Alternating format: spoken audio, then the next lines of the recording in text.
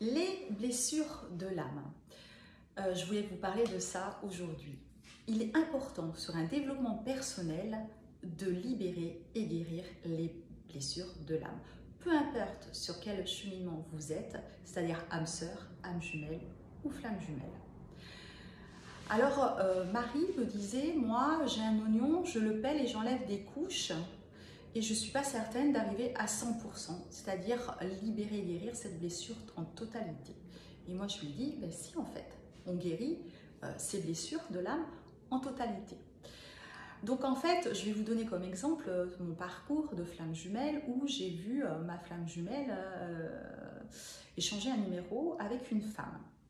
Donc là, bien sûr, quand l'univers vous amène des schémas répétitifs pour comprendre cette blessure de l'âme, en tout cas avoir ce sentiment et savoir comment savoir. Parce que là, en fait, le fait d'être jalouse, on se dit, bon, ok, je suis jalouse, pourquoi? Pour quelle raison? Et ça m'interpelle et ça m'amène à quelle blessure? La blessure de trahison. Quand vous savez quelle blessure dont il s'agit, il faut à ce moment-là, quand on est dans un développement personnel, se dire je vais faire un soin. Donc vous avez plusieurs soins, hein, voilà. Marie, elle fait du magnétisme par exemple, c'est ce qu'elle m'a dit. Et là, elle enlève avec sa couche son oignon, elle le pèle. Le magnétisme, oui, ça va peler l'oignon. Pourquoi? Parce qu'en fait, le magnétisme, il va vous soulager sur ce mal-être que vous avez eu, sur ça. Mais en revanche, il ne va pas aller en profondeur.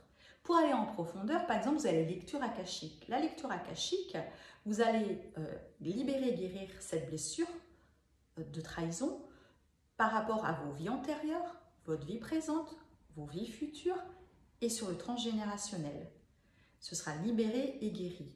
Ce qui veut dire que quand l'univers va vous reproduire un autre schéma un peu répétitif, donc j'ai revu ma flamme jumelle main dans la main avec une femme, à ce moment-là, je n'ai rien ressenti. Vous voyez, je n'ai pas eu cette jalousie, elle n'est pas remontée à la surface parce que c'était ok, j'avais guéri cette blessure de trahison. Donc c'est très important de le travailler, de le comprendre. Et à ce moment-là, votre oignon, au lieu qu'il soit pelé, vous allez finalement libérer, écraser cet oignon, en faire une purée. Et bien, je vais faire comme une métaphore, comme je suis praticienne en hypnose, comme quand vous êtes dans la neige. La neige, elle est poudreuse, elle est blanche, elle est fraîche. Vous y sentez bien si vous vous roulez dedans. Et bien, c'est la même chose. Dans cette purée d'oignon, et bien voilà, il n'y a plus rien. C'est tout fin.